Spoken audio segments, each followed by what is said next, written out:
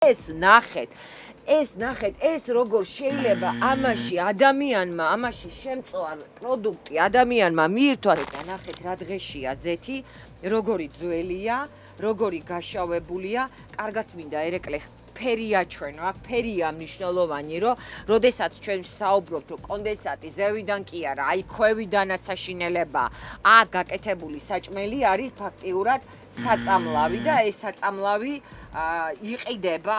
ამას შეხედეთ, აი ეს არის ამზადებენ აი ამას საჭმელს. ეს არის სრული კატასტროფა, ეს არის საშინელება, ეს ნახეთ რა სიბინძური, ამას შეხედეთ.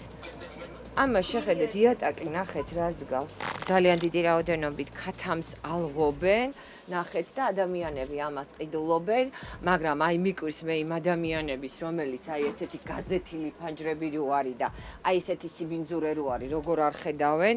მერწმუნეთ, გარეთ არის მინუს ტემპერატურა და ძალიან ცივა და ძალიან მოყინულია, მაგრამ გარეთ აი ესი არ სრიალობს, იატაკი აი აქ რო სრიალებს, ეს ზეთით და სიბინძურეთ.